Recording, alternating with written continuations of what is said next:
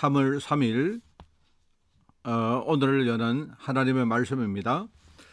오늘 하나님 말씀은 사도행전 1장 3절부터 8절까지 제가 가진 성경으로 신약성경 186쪽에 말씀이 나옵니다. 사도행전 1장 3절에서 8절 말씀을 제가 봉독을 합니다. 그가 고난받으신 후에 또한 그들에게 확실한 많은 증거로 친히 살아계심을 나타내사 40일 동안 그들에게 보이시며 하나님 나라의 일을 말씀하시니라. 사도와 함께 모이사 그들에게 분부하여 이르시되 예루살렘을 떠나지 말고 내게서 들은 바 아버지께서 약속하신 것을 기다리라. 요한은 물로 세례를 베풀었으나 너희는 몇 날이 못되어 성령으로 세례를 받으리라 하셨느니라. 그들이 모였을 때에 예수께 여쭈어 이르되 주께서 이스라엘 나라를 회복하심이 이때니까 하니 이르시되 때와 시기는 아버지께서 자기의 권한에 두셨으니 너희가 알 바 아니요 오직 성령이 너희에게 임하시면 너희가 권능을 받고 예루살렘과 온 유다와 사마리아와 땅까지 이르러 내 증인이 되리라 하시니라. 아멘. 자, 오늘 말씀 제목은 비대면 시대의 전문입니다. 지금 시대가 이제 비대면 시대라고 할 수가 있습니다. 물론 코로나 때문에 우리가 이렇게 접하게 된 그런 단어지만 사실은 그 이전부터 사실은요 비대면 시대였습니다.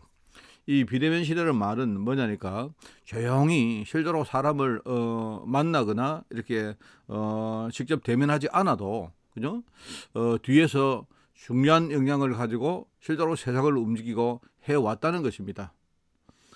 그런데 진짜 그게 복음의 단체면 참 좋겠는데, 그런데 지금까지 사실은요, 정말 복음이 아닌 불신앙 단체들, 쉽게 말하면 어떤 3단체, 그리고 많은 어떤 이단이나 사이비 같은 그런 종교단체들이 오히려 이 비대면을 가지고 세상을 조용히 그렇게 장악을 해왔습니다.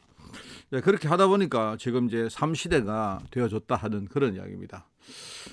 말하자면 비대면 의료 시대, 그리고 법조인 시대, 그리고 후대에게 많은 영향을 주고 그 후대의 문화를 딱 붙들고 낚아채는 그런 일종의 후대를 두고 싸우는 일종의 후대 전쟁 시대가 그렇게 왔습니다.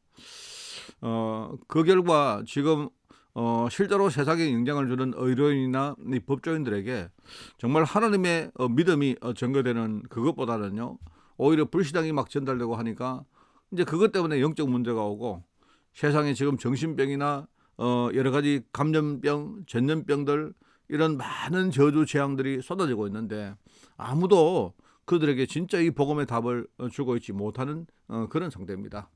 그런데 성경을 보면요, 먼 지금부터 한 2000년 이상 전에 그때 의사 누가 한 사람이 갈보리산, 감람산 그리고 마가다락방에 대한 그 중요한 메시지를 실제로 기록했단 말입니다.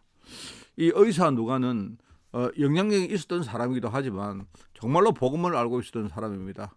이 의사 누가가 어떤 유력자인 한 사람에게, 데오빌로라는 한 사람에게 편지를 보냈는데 그 편지가 지금 우리가 알고 있는 편지가 2통입니다.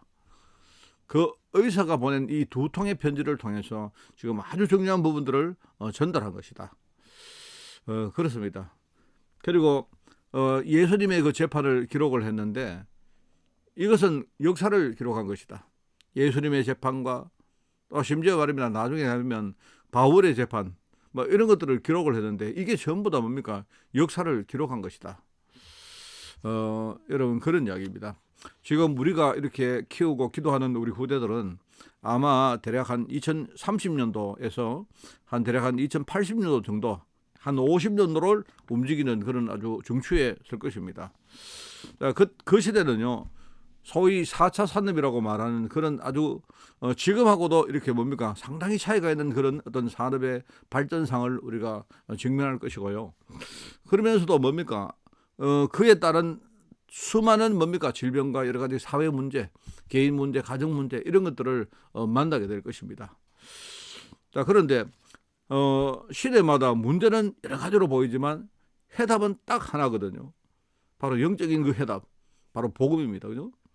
바로 이 복음을 가진 의료인과 실제로 사회를 움직이는 법조인과 그리고 이런 많은 사회의 지도층들 이런 사람들이 얼마나 정말로 현장에서 정말로 복음 누리면서 현장을 장악하느냐, 여기 따라서 앞으로 미래가 달라질 것입니다. 자, 그러면 오늘을 사는 우리는 무엇을 해야 될까요? 하는 이야기입니다. 첫 번째는 이게 뭐냐니까 정말로 자기를 살리는 운동입니다. 쉽게 말하면요, 감람산 운동이라 하는데, 예수님께서 감람산에서 제자들에게 뭐라고 말합니까?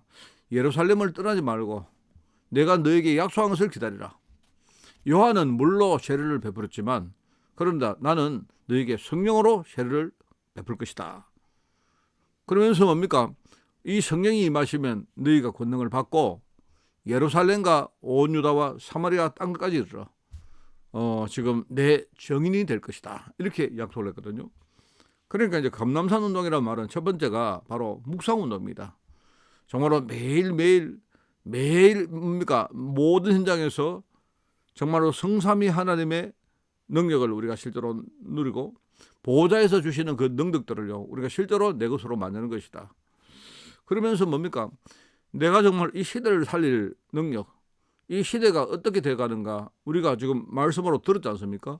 그러면 우리가 실제로 이 시대에 살릴 하나님이 주시는 그 능력을 내가 회복하지 못한다면 그 우리는요, 현장에서 승리할 수가 없고 복음을 전달할 수가 없는 것입니다. 그 묵상 운동을 매일매일 하는 것입니다. 나를 살리는 서밋타임. 자, 그러면서 둘째는 뭡니까? 정말로 이 땅에 한 명이라도 좋으니까 정말로 영향을 제대로 줄 수 있는, 말하자면 지도자, 서밋을 키우는 운동을 하는 것입니다. 이 묵상이 내게 시스템이 되어지면 그러면요, 24, 25, 영원이라는 시간표를 따라서 응답이 옵니다. 그러면 여기 의사 누가가 총독인 데오빌로에게 눈에 보이지 않게 도움을 주고 영향을 줬던 것처럼, 그죠? 의사 누가처럼 조용히 현장에서 뭡니까? 이렇게 근원적인 어떤 사람들을 치유하는 현장의 어떤 근원적인, 눈에 안 보이는 가장 근본을 치유하는 그런 어떤 결과가 오게 됩니다. 자, 그렇게 하면서 우리는 계속 우리가 이 땅에 살아있는 동안 우리 후대와 또 앞으로 미래의 주역으로 설 수 있는 그런 예비 전문인들을 우리가 돕는 것이다. 근데 거기서 제일 중요한 핵심이 바로 나를 살리는 이 묵상 운동입니다.